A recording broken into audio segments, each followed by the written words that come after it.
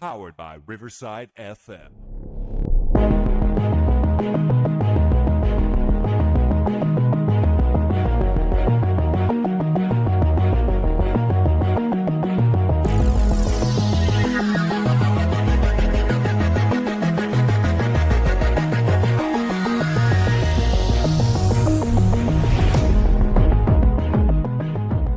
Welcome back to another episode of the podcast. Today we have two very, very, very special guests. Go ahead and introduce yourself, guys. I am Kimber Seth, better known as Steph Hanshy's mom, and Kimber, and this is, what's your name, boy? Tell them. Seth. How are you guys? Good. Hey, nice answer. Yeah. Thank you. Yeah. And I'm Josh. Nice to meet you guys. Cool. Where are you out of? I'm out of Roanoke, Virginia. Oh, okay, cool. I heard it's beautiful there. I've never been. I'd love to go to Shenandoah Valley and all that to see it. I heard it's so pretty there. It is, definitely. It's a very, very small town. Yeah. So, tell me a little bit about yourselves and kind of,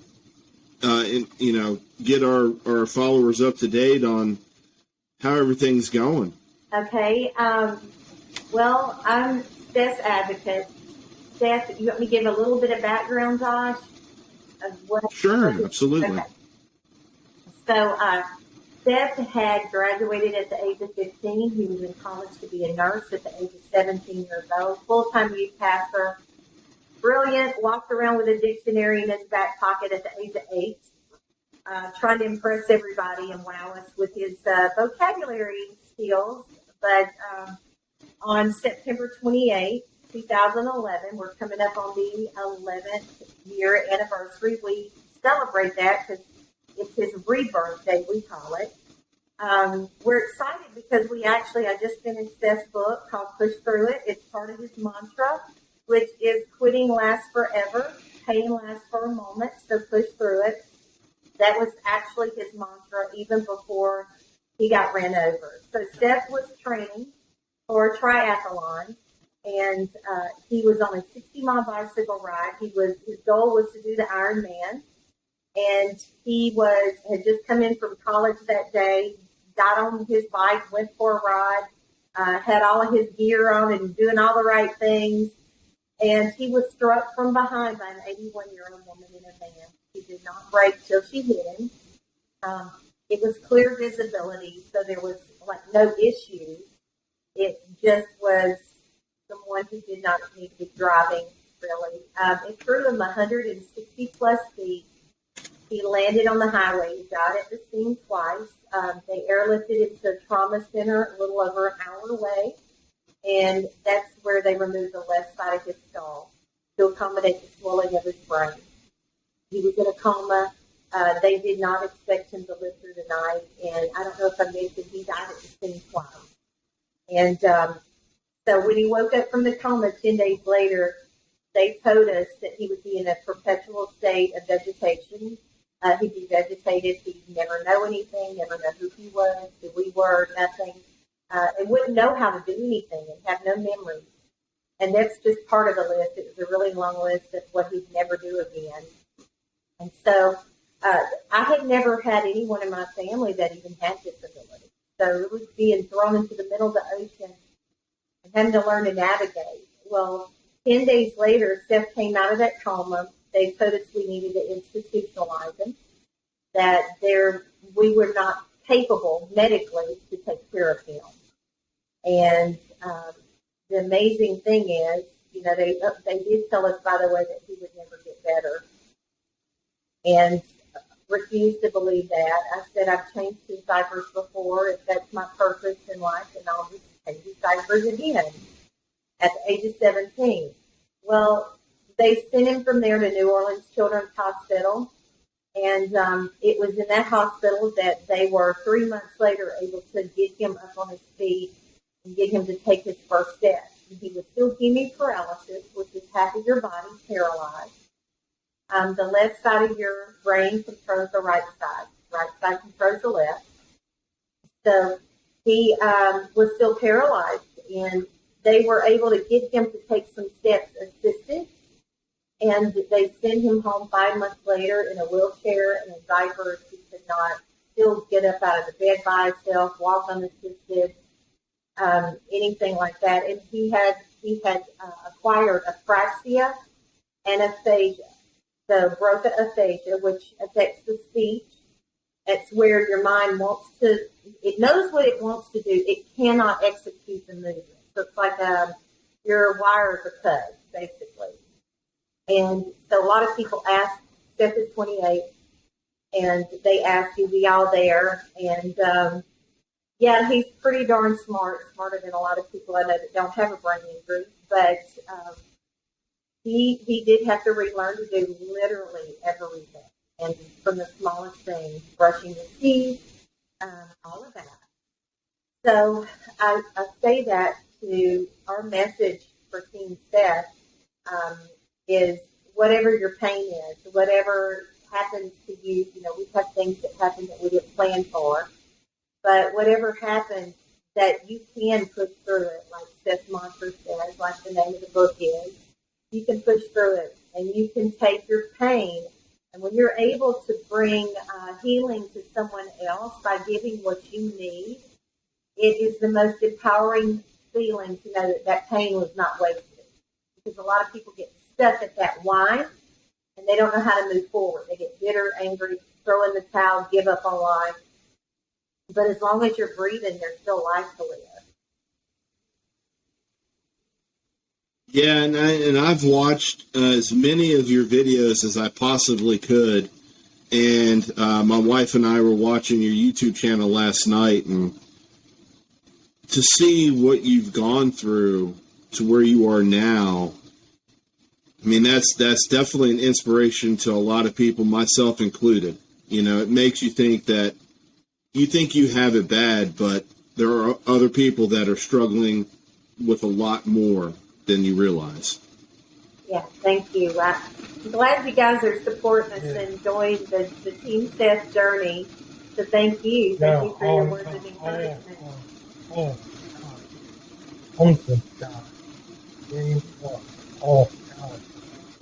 Yeah, our faith, Josh, if it was not for our faith, we would not have made it through this. And I'm a pastor, but I'll tell you, I went through a very dark place myself because, you can be doing all the right things and people assume I'm doing all the right things, nothing bad's going to happen. And that's the furthest from the truth. Life happens.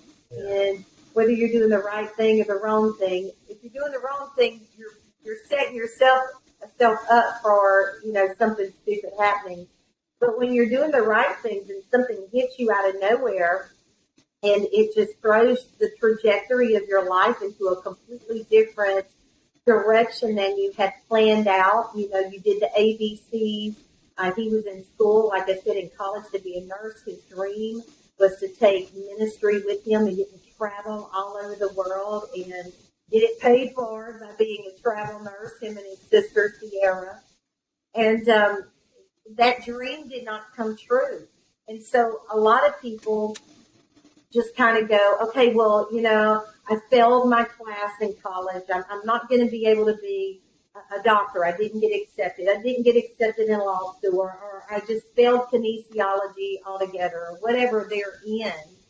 And they just give up. And what I have found firsthand is Seth's life does not look like what he had planned. But he has been able to touch more people's lives in the most amazing, positive impact, and make a difference. And, I think that's the thing that most people miss. They miss that we're all here for a reason. We all have purpose, and we're here to make a difference. And whatever that looks like, whether it's teaching or volunteering or just helping a widow down the street who has nobody to mow her yard. It's literally taking the life that's inside of you and impacting someone else's life outside of your comfort zone and making a difference. the smallest thing. It gives you meaning and purpose to life. Yeah. And, being able to help your fellow man, no matter how big or small, I think helps broaden your life just a little bit every time you do it. Absolutely. I think it gives you meaning. I watched Seth. The amazing thing about Seth, yes, I'm his mom. My womb is so proud that I gave him space and gave him birth.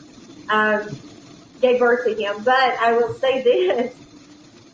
I watch him every day. I get the front row seat of his arena in his life.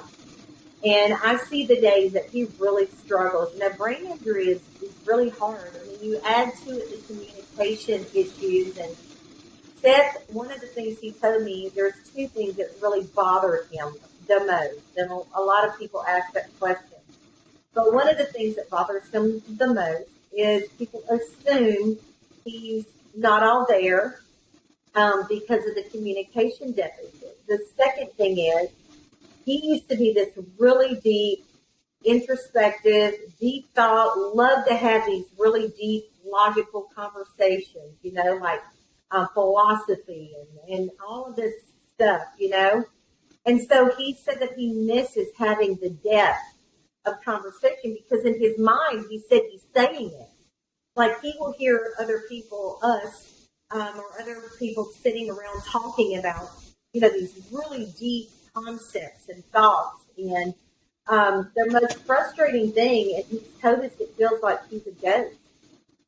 He feels invisible because he has the conversation in his head, but he can't articulate it out. And I would liken that to being locked in a glass box.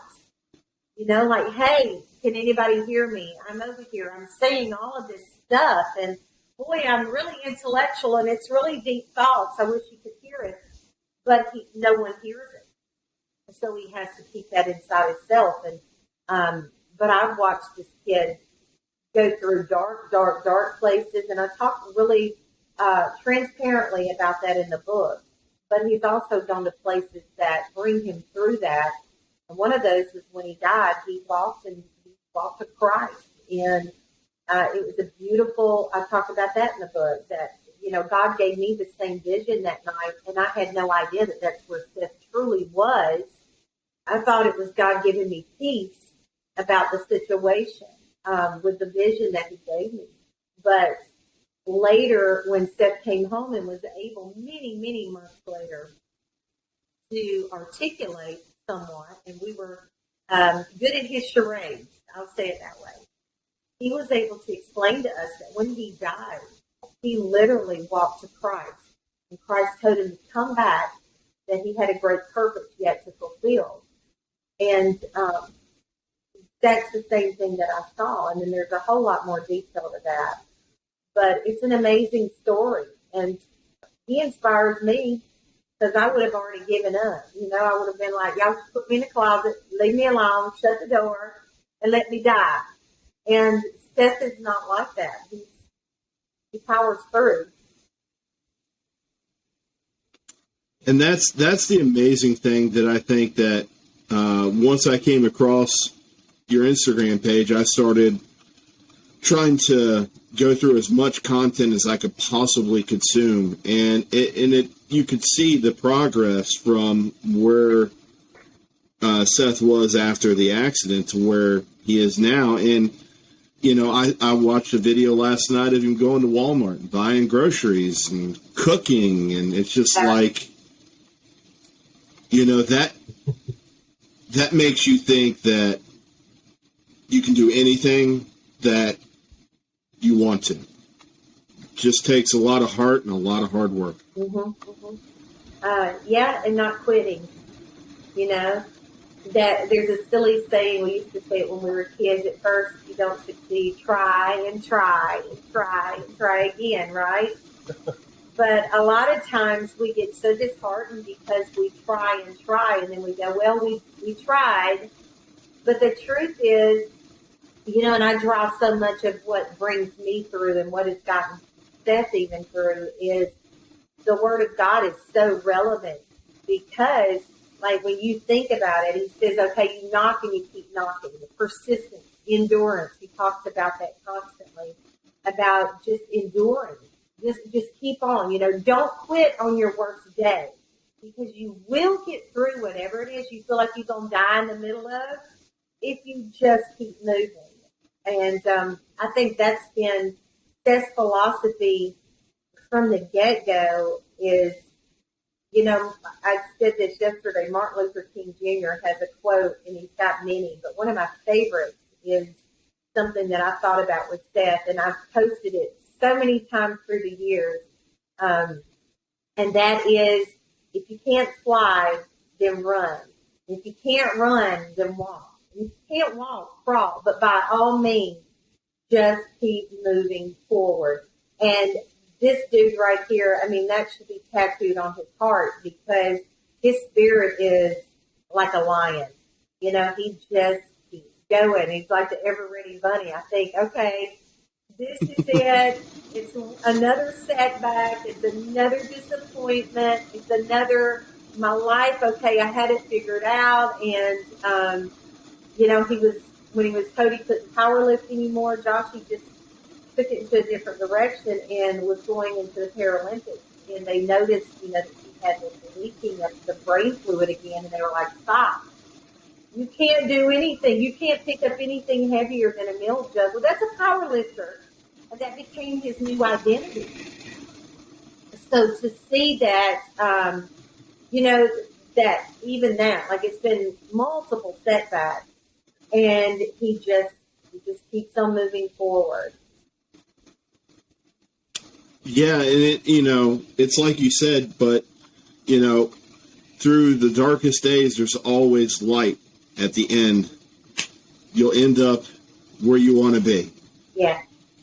Oh, God. Oh, God. That's yeah. And Seth does that. If y'all see any of the other videos, you'll see him always pointing up.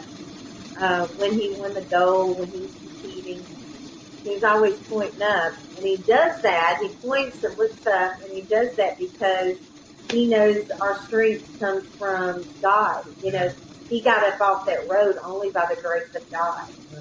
And so we're very much aware that we're just characters in the story, but God's writing the story, and He orders our steps. And so we just keep walking. And, you can ask him questions, Josh, and I'll shut up. Money. And, and there's that. So I have to ask, I've seen a lot of your videos. What is your favorite activity, favorite hobby now?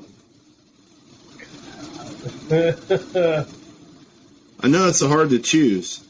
Half and half.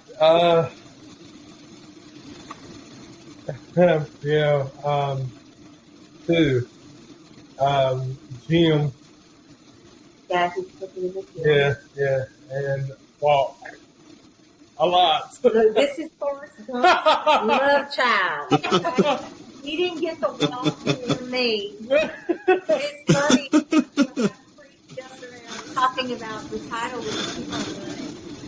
And I was talking about when Seth came home that I had started the Brain Injury Foundation because I said, this is not going to be the dark cloud, that defines us. I wanted people to say, that's when they talk about us, like, oh, that's so sad, that poor kid, he had so much potential, and did you hear, it's so tragic. I wanted them to be inspired because I needed to be inspired. And I wanted to give what I needed, and I needed hope. I didn't need another scripture, and I'm a pastor. I knew enough scripture. I didn't need to hear another scripture. I was like a man in the Bible named Thomas. I just needed to see somebody's scars that was told, you're not going to make it through this. You'll never come out of this alive. And I needed to see somebody stand in front of me that was told what we were told about Seth. He'll never do this. He'll never do that.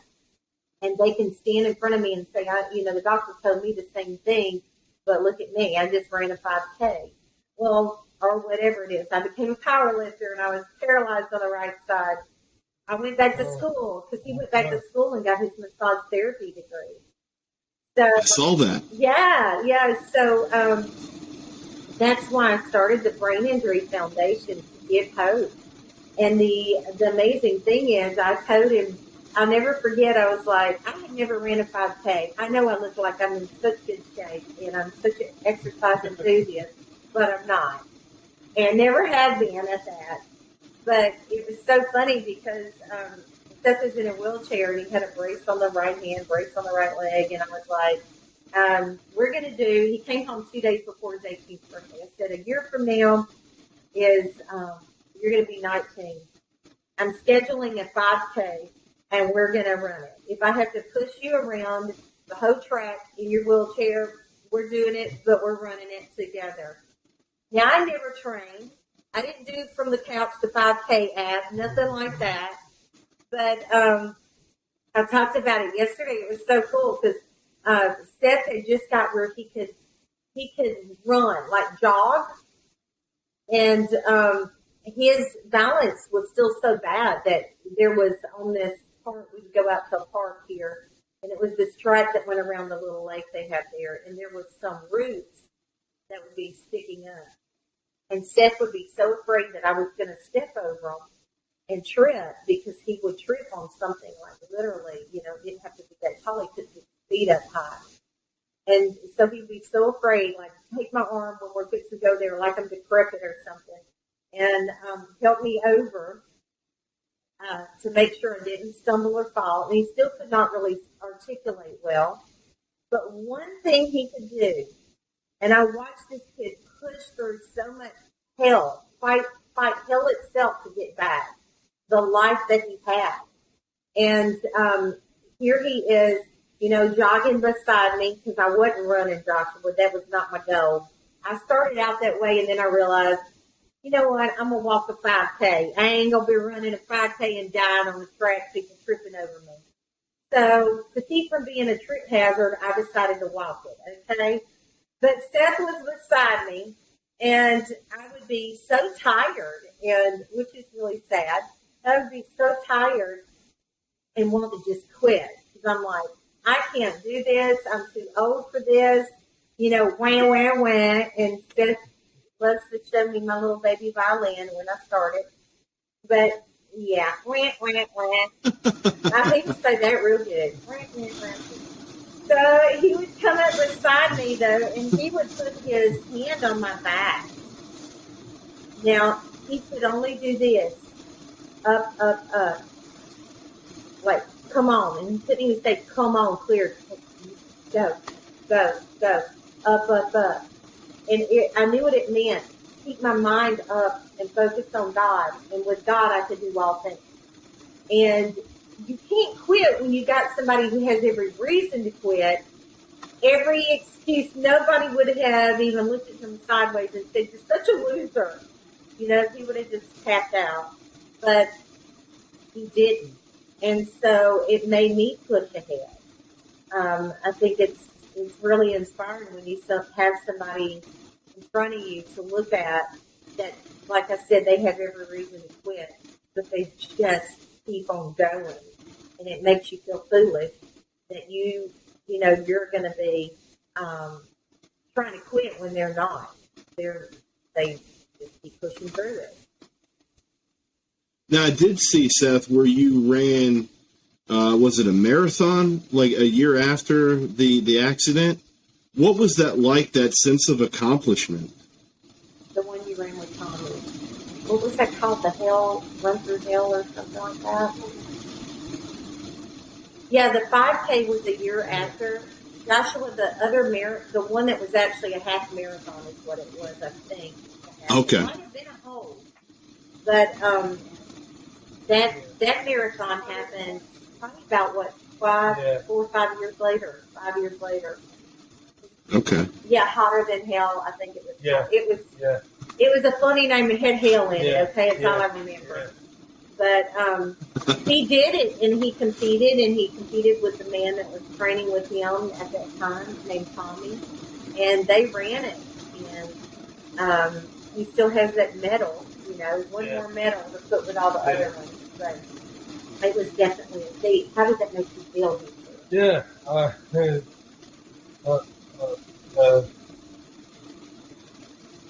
Um, Tommy, fast, more, run, up, knee, low, run, low, yeah, so, But you did it. yeah, so, Yeah. yeah, oh God, the whole year. The interesting thing, Josh, I'm sorry, Joshua. The interesting thing is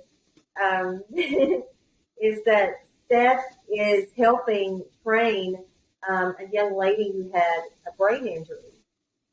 And he's working out with her at the gym. And we've been posting some of those videos when we're doing them live. But it's amazing seeing him actually work and walk it out, to see him helping someone else, because the benefit of exercise was so good. Number one, it releases dopamine, so you actually feel more optimistic and feel better when you're able to do that.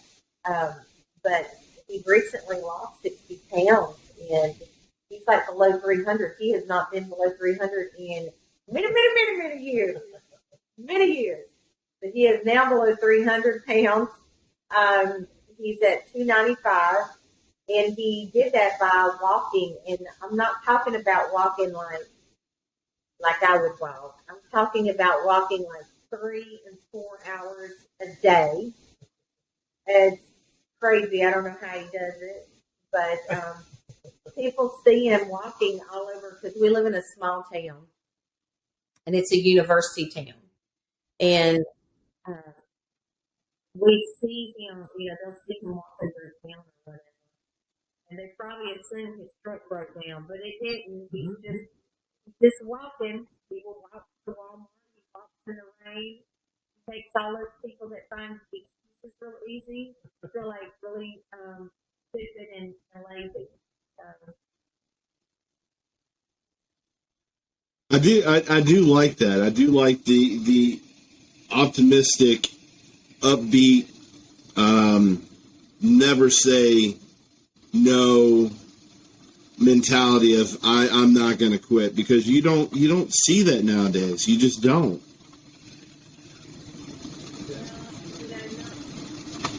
Not politically correct, but I was saying they give awards now for just competing, and things that used to be hard earned. Take the pride in you, look in the mirror, reflect, and stare back. You have great respect for it. That only comes by doing the hard thing on the day that you would say and win, right? But, Yeah. But it's really neat to see other people. I think it's really neat to grab it out of the handbag and just say, not today, not today. And you don't have to just don't have that attitude. You just got that great attitude.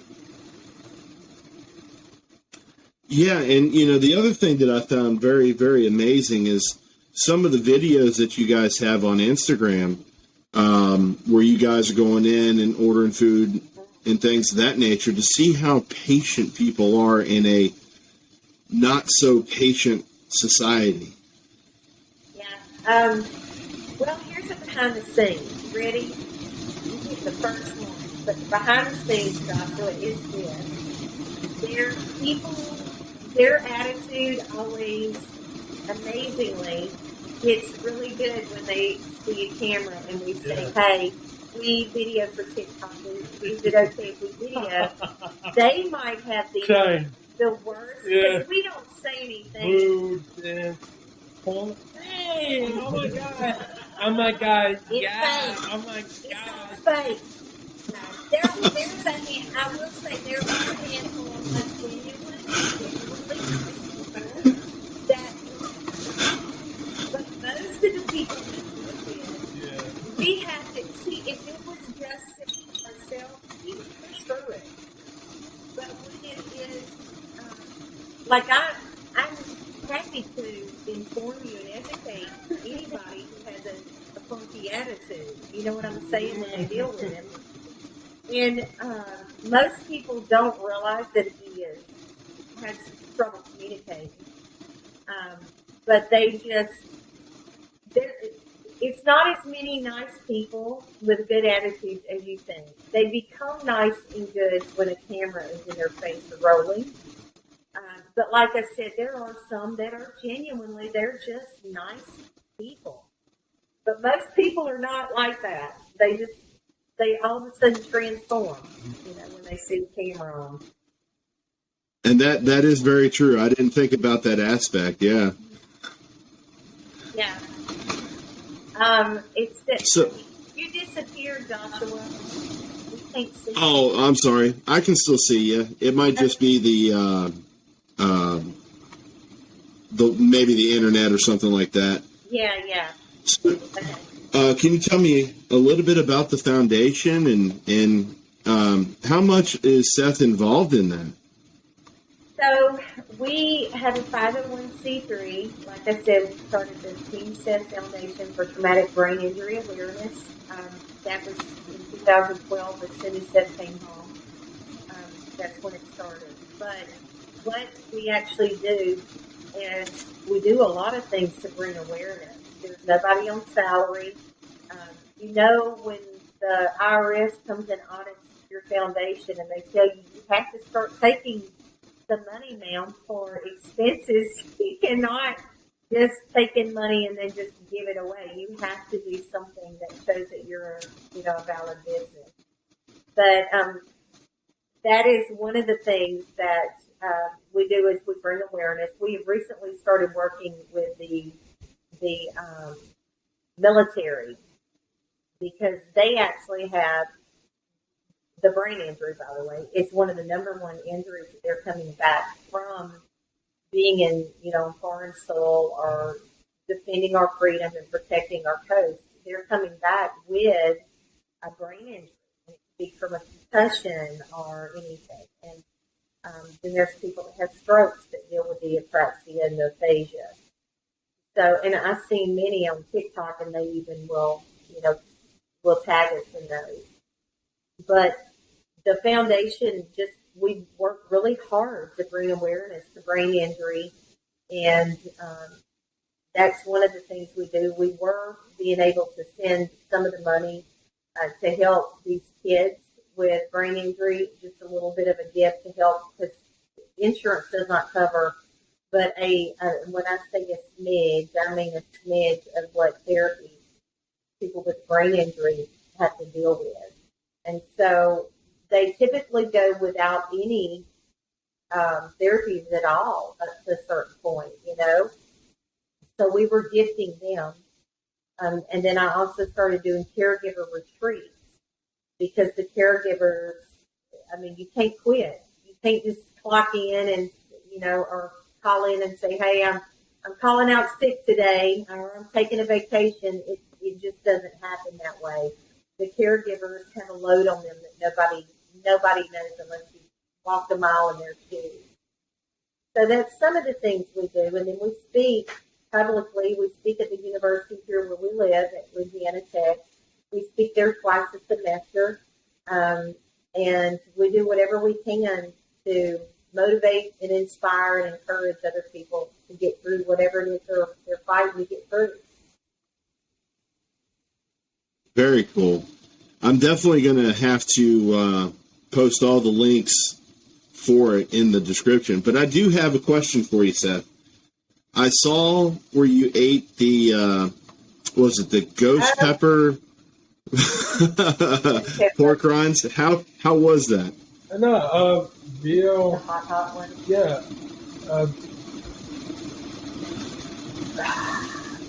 Bill, hot, fun, good. They were good. Oh, yeah. I haven't tried them, Joshua. I'm not planning on it. Yeah. I did notice that. Yeah. That Yeah. every time you'd grab one and you'd say it was hot, you'd go back for another. It's like it hurts so bad. Yeah. No. But more. Good. Yeah. So, half.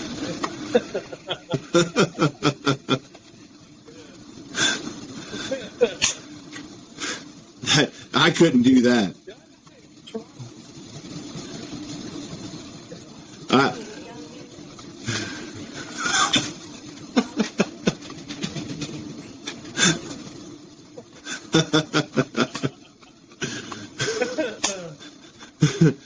so, what's your favorite kind of food to cook at home? This. Yeah, well, Eggs. yeah. Eggs. Yeah, and plus, I s- and plus coconut oil. He puts it in coconut oil. Yeah. I saw that video. Seeing him Yes, rub himself yes, down yes, with coconut yes. oil. So, FYI, nobody uses the jar coconut oil. Yeah.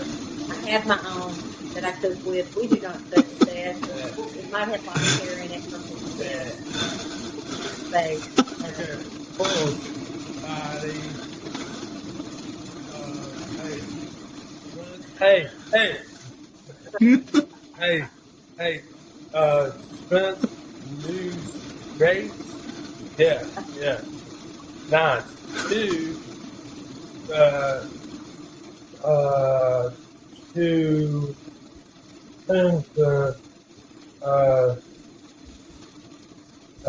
coconut oil. Mm-hmm.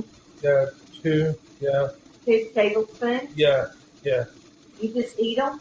Around. Yeah.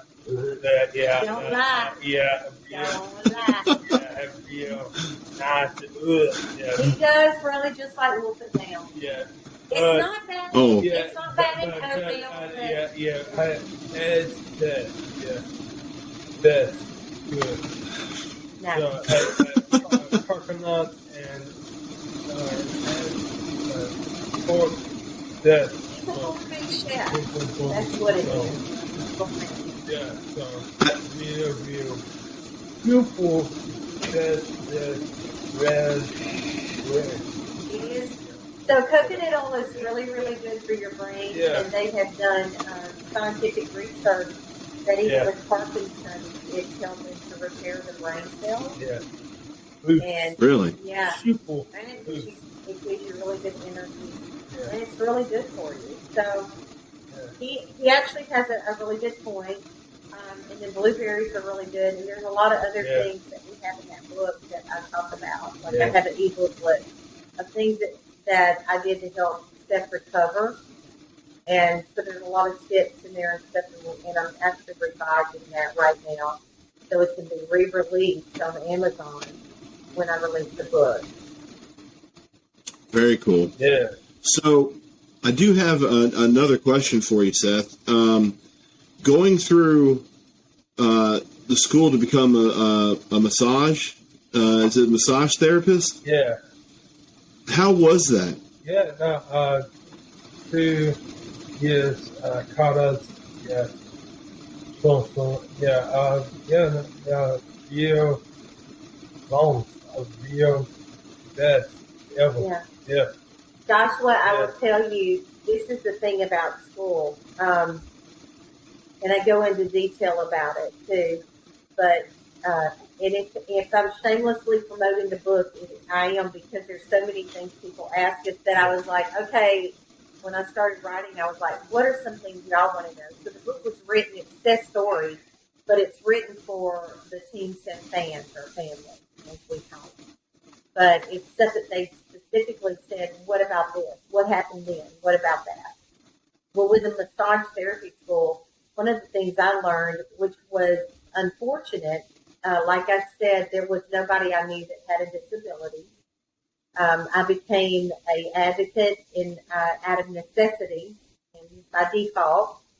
And then the thing that I found out is like with the massage therapy school, I had to go in and advocate, constantly advocate for him to be accommodated with his injury, with his disability. And then when it was time to take the state exam, I mean, then it's a whole nother ball game. And we fought the state of Louisiana for a couple of years, actually, and we had advocate disability attorneys that were even helping. And there was nothing that was something that they could use to go back on that. What is that called? A pre, no. Never mind. I cannot believe you're zoning now. I am so shocked, Alicia. Oh, she's doing TikTok live. Hey guys. Precedent. That's that legal word. Precedent. There was no legal precedent that had been established for someone with his disability that would get accommodated at that level of accommodation for the state exam. So that's one of the things. That's why I say when you have somebody, you say, hey, I'm going to be an advocate.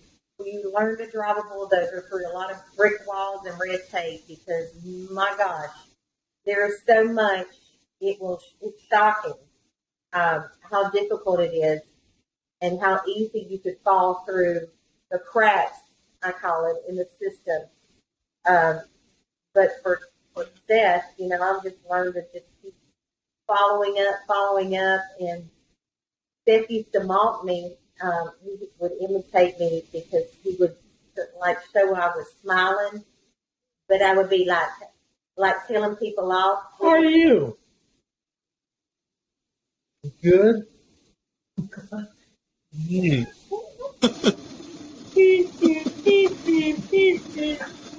That's not true. That's exaggerated. But well, kind of. But you have to, you have to pester people. I don't like doing it. I would prefer to do something else in my time, but the facts are honestly. Super mom. Thank you. Super Bowl.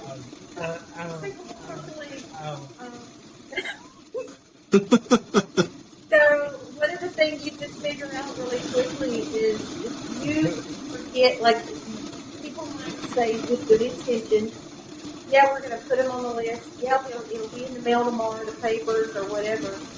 And I learned really early on. I had a notebook, Joshua, and I just kept notes in there. And my morning would start with getting Seth up, getting the diapers changed, getting sheets off the bed because we wash sheets. I pour washing machine, washing sheets and sheets and sheets. I mean, he was a grown dude, And that kind of thing is what exhausts a caregiver. And then on top of that, you have to turn around and start advocating. So I had a notebook of people, long list. Who do I call? And then if they wasn't the right one, I'd say, who do I call? Who do I call? Yeah. Can you help me? Please help me. And I learned to share Seth's story with everybody because I did not want them to know. I didn't want them to just see, this patient with a disability. And that started in the hospital. I figured out quickly if a new nurse was assigned, I would just immediately say, look, before you start, let me tell you who this is. And I would just start telling about Seth. I didn't want them to think this kid was out clubbing and, he was drunk driving and got in a wreck and that's how he got a brain injury because people will stereotype you. Especially now that he's tattooed. Joshua, you got tattoos. I've seen them. You know what it's like. Yeah. People immediately stick him in this mold without knowing the story behind it. And there's a lot of times he walks through businesses and stuff that he'll say something to someone to Seth. Every person he passes, he's like, how are you? How are you? How are you? How are you doing? Talks to everybody. And I think he's running for political office. I'm not sure. But he's, I'm looking for him to kiss babies and get pictures with him any day now. But he'll talk to him, and a lot of times they'll just be like, no contact. I'm not going to look. I'm going to look away. Because they just assume he's just, some thug. Yeah. Of course he ain't. He's just a teddy bear. But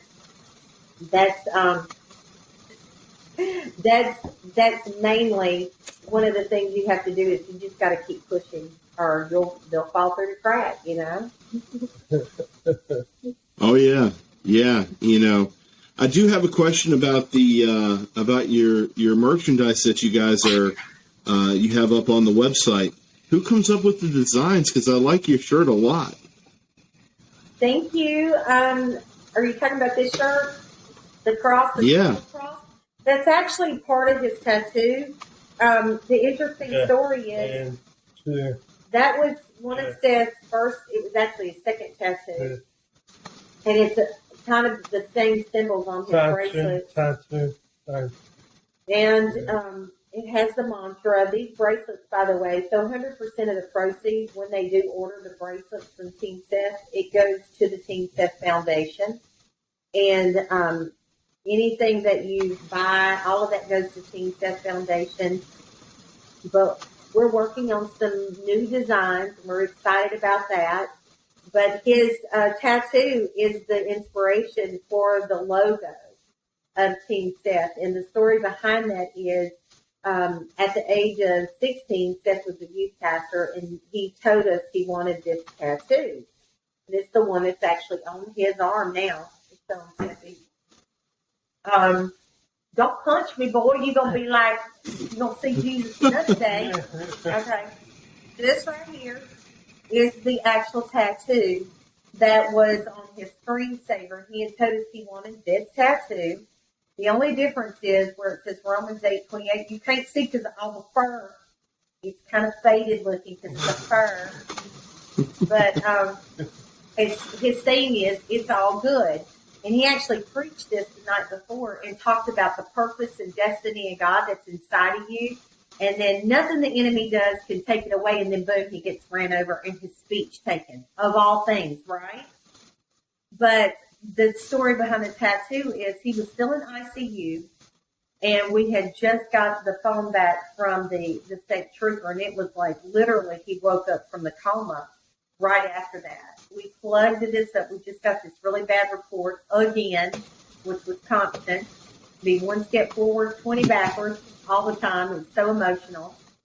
And plugged this phone up, couldn't get in it, but this was the screensaver. And so I call it kisses from heaven because it was like God kept sending these little signs, these little bitty signs. It might be a person saying something, or it might be something that come up on my memories, or, or the phone screensaver being that of all things that says it's all good. All things work together for the good of those who are called according to, who love the Lord and are called according to his purpose. And so that's, he said it's his favorite scripture. That's the story behind the logo. That was the second tattoo he got. Yeah. And the only difference was Romans 8:28, it's all good, was in red. That's the only difference of the tattoo. Sorry. You just run over my toe. Sorry, Shakamana. No, I'm going to say Shakamana Baya. And his shirts say push through it, and that is from the book. This one is one of the first ones that says Soul Scars, but the new ones say push through it. It's really amazing to hear your story and to be able to share that with people that follow us.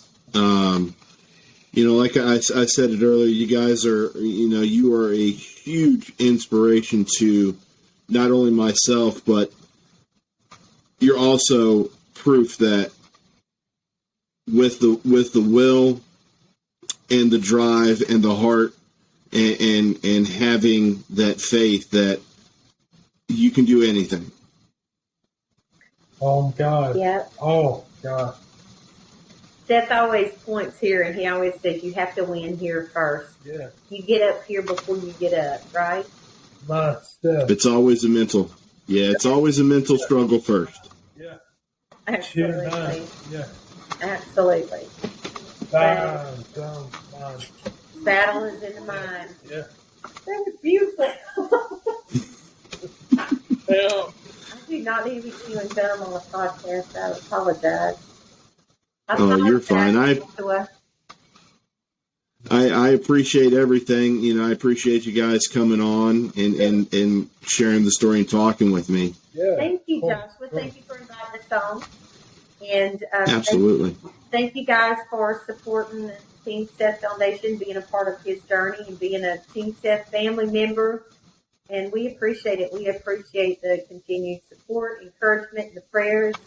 And more's coming. We're excited. Yeah. We're excited. This is not the crescendo yet, right? Yeah. Yeah. Oh, God. Absolutely. Well, I hope, you know, things keep going great. And I hope you do really well with the massage therapy, because it seems like that's definitely a very big passion that you have. Yeah, and he's really good at it, by the way. He's really good at it. But thank you, Joshua. And we appreciate you inviting us on today. Yeah. Hey, I pray. He prays at the end of all of his TikToks. I don't know if that's Sure. something that you would be okay with. Yeah, absolutely. Okay. Okay, hey, I'm the one thing for God and me. So It's in his language that Yeah. God gave him. And he said God understands everything he's saying. Yeah. So I think he's basically saying he's got the hook up, and we're the ones that don't know how to speak right. That's what I think he's saying. Right? So he's going to pray in his language, Joshua. Okay.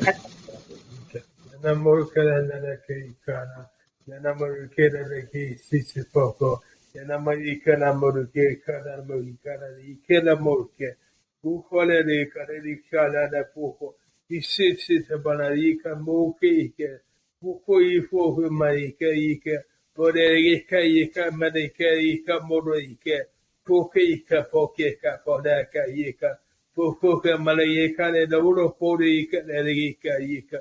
Poko hiki movi hika yeka. Maria kaya hoya pa yeka mareoka ya. Pa yekolo maria ko. Poge kaya nana maria kola yeka ya hoya. Isheka yeka ya po hiki. Ishi po yeka ya. Pa yekaya. Bola yeka. Maroka yeka yiko le pori. Shishika Marika, Darana Namayeka Yeka, Boloria Marohe, Marieka Yeka, Marika Marika Yepa, Moroka Yika Mariki, Shishishi, Bohi, Modereka, Marika. Amen. Amen. Amen. Thank you so much.